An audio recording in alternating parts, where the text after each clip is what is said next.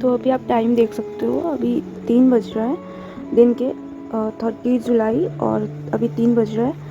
और अभी से लेके 9 बजे तक मैं इंग्लिश ग्रामर रिवीजन करूँगी।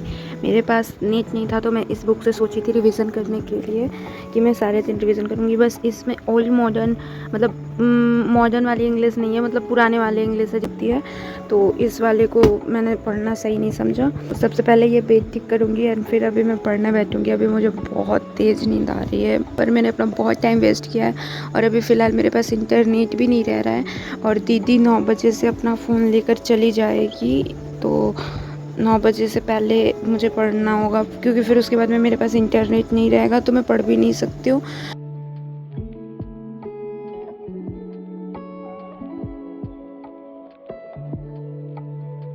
तो ये है मेरी इंग्लिश की नोटबुक और मैं चाहती हूँ स्टडी स्टार्ट करने से पहले मैं एक बार अपनी नोटबुक दिखा दूँ। यहाँ पे मैंने सेंटेंस स्ट्रक्चर्स के बारे में पढ़ा है, पार्ट्स ऑफ स्पीच के बारे में पढ़ा है। ये होमवर्क है, पहला टास्क है ग्रामर का कुछ फाइंड करना है। हाँ, सब्जेक्ट वर्ब ऑब्जेक्ट, फिर ट्रांसलेशन, फिर उसके बाद में टास्क सी में राइटिंग टास्क और डी में स्पीकिंग प्रैक्टिस। कैमरे के सामने 1 मिनट बिना रुके बोलना है।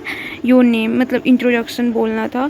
तो इस टाइप से मैं पढ़ रही थी, बट इस टाइप से मुझे लग नहीं रहा था कि मेरी जो इंग्लिश है वो इम्प्रूव हो रही है। और फिर उसके बाद में मैंने खुद से रिवीजन स्टार्ट किया डे 1 इंग्लिश ग्रामर, और ये 28 जुलाई का ही है और आज 30 जुलाई है। ऐसा नहीं है कि मुझे इंग्लिश नहीं आती है, इंग्लिश में थोड़ा बहुत समझ तो लेती हूँ, बट जब आंसर राइटिंग मतलब मुझे खुद लिखना होता है तो मेरी ग्रामेटिकल मिस्टेक बहुत ज़्यादा होती है। भले ही बहुत सारे सब्जेक्ट में अच्छे हो, बट आपकी इंग्लिश अच्छी नहीं है यार, फिर भी आपको इंग्लिश की वजह से बहुत जज किया जाता है। और इंग्लिश ज़रूरी भी है आज के टाइम में। वैसे तो अभी मैं ग्रेजुएशन कर रही हूँ, बट आप ऐसा भी मान सकते हो कि मैं शुरू से स्टडी फिर से स्टार्ट कर रही हूँ।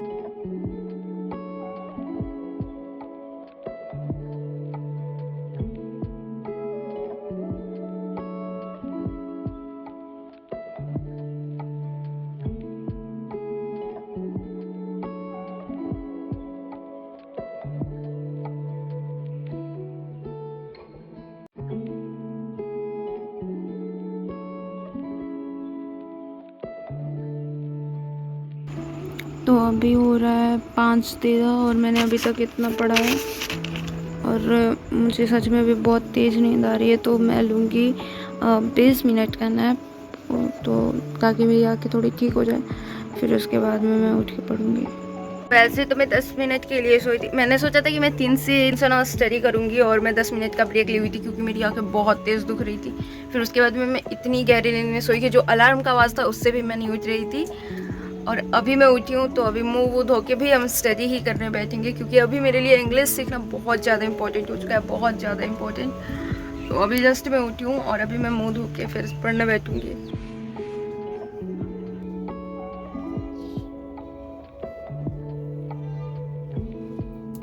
तो अभी मैं नहा वहा कर आ चुकी हूँ। याद किया है अपना ये, और 3 बजे से जब मैं स्टार्ट कर रही थी तो फिर तक मैंने पढ़ा था और ये अफेव करके मैंने छोड़ दिया था। तो अभी मैंने इतना पढ़ा और अभी मैंने स्टार्ट किया है।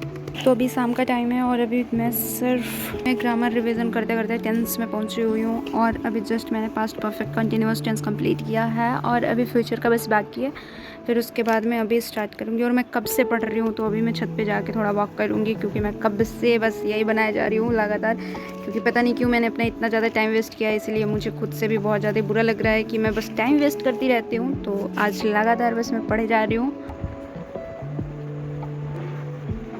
तो फाइनली मैंने टेंस भी कंप्लीट कर लिया अपना, फ्यूचर परफेक्ट कंटिन्यूअस टेंस, और अब मैं बहुत ज़्यादा खुश हूँ। अब मुझे ऐसा लग रहा है कि मैं सच में इंग्लिश जो है वो समझ रही हूँ। अभी दिन भर मैंने यही पढ़ा और दीदी का फ़ोन तो जा चुका था सुबह में। तो फिर मैंने क्या किया था कि थोड़े टाइम के लिए दीदी का फ़ोन मिला था। चैट जीपीटी पे ऐसा जब एक बार सब कुछ सर्च हो जाता है तो उसका आंसर सेव हो जाता है, तो उस चैट को निकाल के फिर हम ऐसे लिख सकते हैं या फिर देख सकते हैं। तो वैसे ही मैंने ना सुबह सुबह जब दीदी जाने वाली थी तो उससे 5 मिनट पहले ऐसे सब कुछ सर्च कर लिया था, तो वही चैट में सेव था और उसी से मैं ऐसे पढ़ रही थी।